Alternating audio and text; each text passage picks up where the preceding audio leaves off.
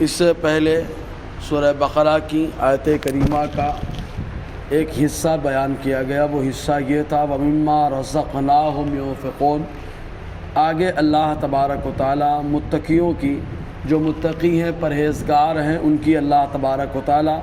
چوتھی خوبی بیان فرماتا ہے۔ پہلی خوبی کہ بغیر دیکھے ایمان رکھتے ہیں، دوسری خوبی یہ کہ وہ نمازوں کو قائم رکھتے ہیں، تیسری خوبی یہ کہ اللہ تعالیٰ نے جو انہیں عطا کیا وہ اللہ تعالیٰ کی راہ میں خرچ کرتے ہیں، اور چوتھی خوبی یہ کہ اللہ تبارک و تعالیٰ نے اپنے محبوب صلی اللہ علیہ وسلم پر جو اتارا ہے اس پر ایمان رکھتے ہیں۔ اللہ تبارک و تعالیٰ نے جو اتارا اسے وحی کہا جاتا ہے، اور وحی دو طریقے کی ہوتی ہے۔ ایک وحی مطلوع یعنی جس کی تلاوت کی جائے، وہ قرآن مقدس ہے، قرآن مقدس کی ایک ایک آیت اور ایک ایک حرف کی حقانیت اور اس کے برحق ہونے پر ایمان رکھتے ہیں۔ اور ایک وحی غیر مطلوع ہوتی ہے جس کو احادیث مصطفیٰ صلی اللہ علیہ وسلم کہا جاتا ہے، اور احادیث کے بھی تین حصے ہوتے ہیں، ایک قولی حدیث ہوتی ہے اور ایک فعلی حدیث ہوتی ہے۔ ایک تقریری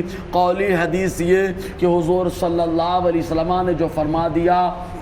اس کو قولی کہا جاتا ہے، اور فعلی جو آقا علیہ السلام نے کر دیا، اور تقریری کسی صحابی نے حضور صلی اللہ علیہ وسلم کی بارگاہ میں کیا اور آقا علیہ السلام نے منع نہ فرمایا، اس کو تقریری کہا جاتا ہے۔ تو تمام وحیوں پر، چاہے وحی مطلوع ہو یا غیر مطلوع ہو، اللہ تبارک و تعالیٰ نے جو اپنے محبوب پر اتار دیا ان تمام باتوں پر متقی ایمان رکھتے ہیں، اس کا ذرہ برابر بھی انکار نہیں کرتے، ہر چیز پر ایمان رکھتے ہیں۔ تو اب یہاں پر ایک نکتہ اور بتایا گیا، ایمان رکھتے ہیں اس پر جو اللہ تعالیٰ کی طرف سے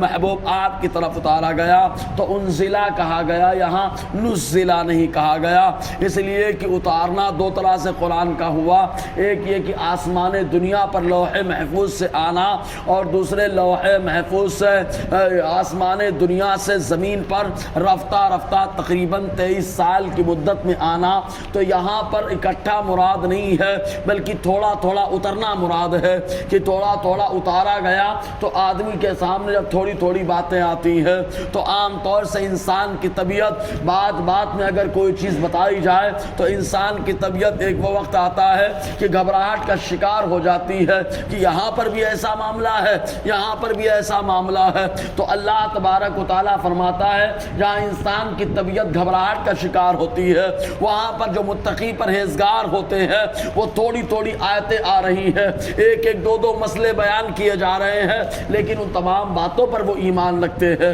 اور اللہ تعالیٰ نے کیوں اتارا اس پر بھی ایمان رکھتے ہیں، اس کے اسباب پر ایمان رکھتے ہیں، اور اس سے جتنے مسائل اخذ ہوتے ہیں، مستنبط ہوتے ہیں، ان تمام باتوں پر بھی ایمان رکھتے ہیں۔ اور حضور صلی اللہ علیہ وسلم کیوں خاموش ہوئے؟ آخر سوال ہوا تو کیوں خاموش رہے؟ اللہ نے کیوں وحی نازل فرما دی؟ کون لے کر کے آیا؟ اس بات پر نہیں دیکھتے بلکہ یہ دیکھتے ہیں کہ اللہ نے اتار دیا۔ چنانچہ یہودوں کا معاملہ یہاں کہ حضور صلی اللہ علیہ وسلم سے ان لوگوں نے پوچھا آپ کے اوپر جو کلام اترا ہے، جو اللہ تعالیٰ نے احکام نازل فرمائے، وہ کون لے کر کے آتا ہے؟ تو آقا علیہ السلام نے فرمایا جبرائیل لے کر کے آتے ہیں۔ تو یہودیوں نے کہا اگر کوئی اور فرشتہ لے کر کے آتا تو ہم آپ پر ایمان لے آتے، لیکن چونکہ جبرائیل لے کے آتے ہیں، جبرائیل ہمارے دشمن ہے، ہماری ان سے بنتی نہیں ہے، اس لیے ہم انکار کرتے، ہم نہیں مانتے ہیں۔ تو اللہ تعالیٰ نے فرما دیا جو یہ کہے من کان عدوا لجبریل و میکائیل، اللہ تعالیٰ فرماتا ہے جو جبریل اور میکائیل اور دیگر فرشتوں سے دشمنی مول لیتا ہے وہ در حقیقت اللہ تبارک و تعالیٰ سے دشمنی مول لیتا ہے، کیونکہ جبرائیل کا کام تو خالی لے کر کے آنا ہے جو اللہ تبارک و تعالیٰ نے احکام بتا دیے ہیں۔ تو متقی پرہیزگار یہ نہیں دیکھتے کہ کون سا فرشتہ لے کر کے آ رہا ہے، اللہ تعالیٰ نے زمین مدینے میں اتارا یا مکے میں اتارا، آسمان پہ بلا کے عطا فرمایا یا کیسے اتارا، بس جو اللہ تعالیٰ نے اپنے محبوب پر اتار دیا، متقی پرہیزگار بغیر چوں چلا کے اس پر ایمان رکھتے ہیں۔ یہ متقیوں کی شان ہے انشاءاللہ، اور آگے گفتگو رہے گی۔ اللہ تعالی ہم سب کو فیضان قرآن، برکات قرآن سے مالا مال فرمائے۔